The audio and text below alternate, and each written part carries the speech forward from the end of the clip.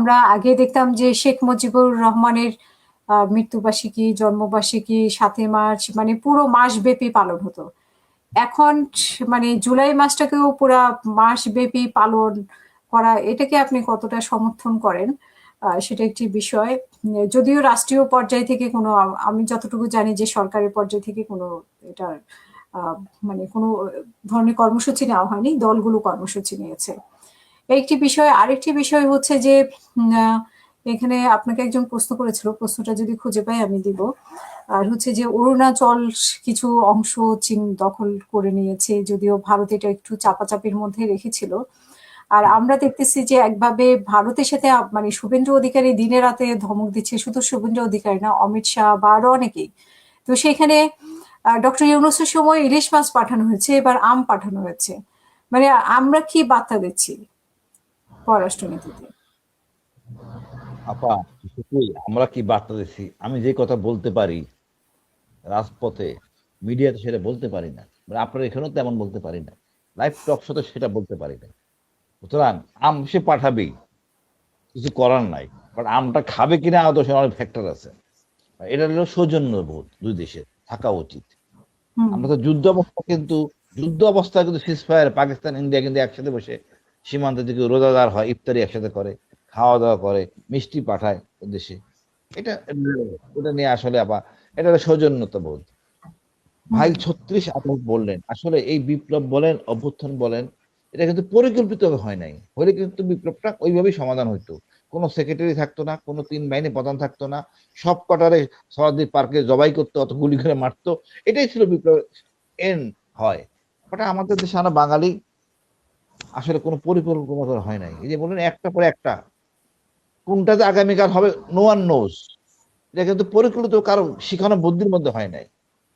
এবং যারা অপরাধী তারা কিন্তু ভীতু থাকে, ভয়ে থাকে।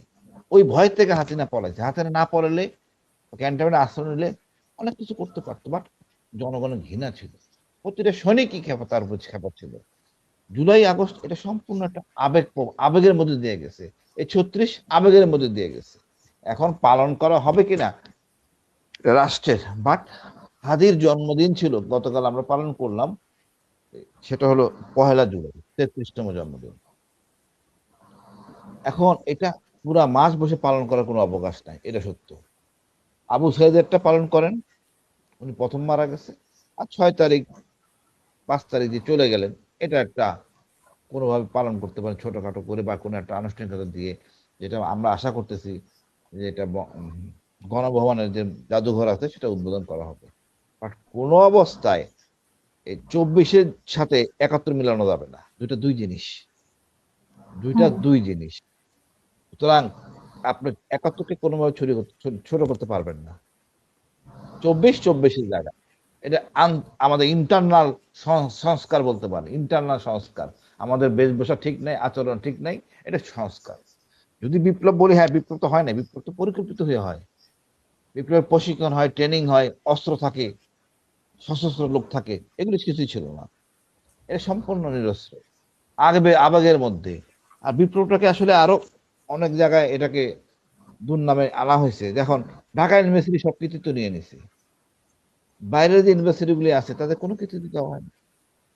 এটা খুব দুঃখজনক। আমি তো দেখছি ব্র্যাকের যে চিফ অ্যাডমিনিস্ট্রেটর, নাম কি, বিদেশি, উনি ছাত্রদের সাথে রাস্তায় ছিলেন, তাকে সম্মান দেওয়া হয় না। আমি বলছিও হাসনাতকে যে তুমি এদের কেন একটু ধন্যবাদ দিও, ডাকে নাই, যে তাদের কৃতিত্ব চলে যাবে। এটা হলো কত মানে নিম্ন মানসিকতা না, বহিঃপ্রকাশ। তারা তো কৃতিত্বটা তাদের নিয়ে নিয়েছে, তারা আর কাউকে কৃতিত্ব দিতে। এরাই বাঙালি চরিত্র। হুম। যেন কৃতিত্বটা ভাগ করে দিবেন, আরো বড় হবেন, এটাই বুঝি না বাঙালি। ব্র্যাকের একটা বিদেশি যদি এই বিপ্লবের সাথে অংশীদার হইতো, বিপ্লবটা আরো অলংকারযুক্ত হইতো। একটা নামটা মনে পড়তেছে না, এই ভদ্রলোক, আমি বলছি পার্সোনালি, ফুয়াদ ভাইও বলছে আমার সাথে, অন করে নাই। কোন ছাত্রদের কি অন করে নাই যে ব্র্যাকের ওটাকে ডাকলে মানে ব্র্যাকের ছাত্র এসে যাবে? এটা নিম্ন মানসিকতার ফল। এটা আসলে যায় না।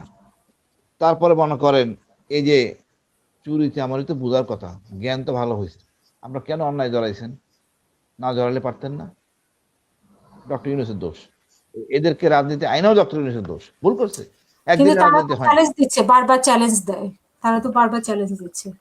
মুখটা দিয়েই তো চলতেছে, এটা চলবে, কিন্তু এটা তো কথা না।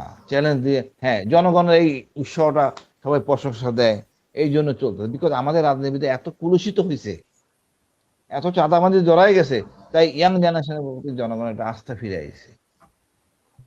কিন্তু কোনো অবস্থা আপনি অপরাধ অন্যায় আচরণ করে টিকতে পারবেন না। আগামী নির্বাচন যদি মনে করেন জামাত ছাড়া এককভাবে করে, দেখেন কয়জনে জিতে। মনে হয় হাসনাত পারবে, আগে কেউ পারবে কিনা সন্দেহ আছে। তোরা আপনার অবস্থান সৃষ্টি করতে হবে। একটা সুযোগ ছিল আমাদের, সিনা ভাই যেটা বলতেছিলেন বিএনপি নষ্ট করতে, সুযোগ ছিল আমাদের, ডক্টর ইউনূস আলী রিয়াদ নষ্ট করে দিয়েছে।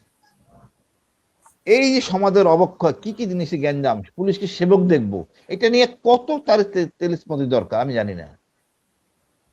পুলিশ, আমি তো কিছুই পাই না রাষ্ট্রের কাছে। আমরা তো পরিবর্তন চাইছি, কেন?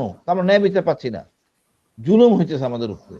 তো জুলুম না হোক, অন্তত আপনার সেবা না করে না তো, আমাকে তো অন্যায় কাজটা করেন না আমরা দিয়া। এখন আমরা খুব সাবাসী দিই, এই যে একটা পল্লবীতে একটা মেয়ে মারা গেল, তার বিচার হয়ে গেছে। আপনারা কি জানেন হুম ওই পুলিশের কত টাকা খরচ হয়েছে মামলাটা চালাইতে?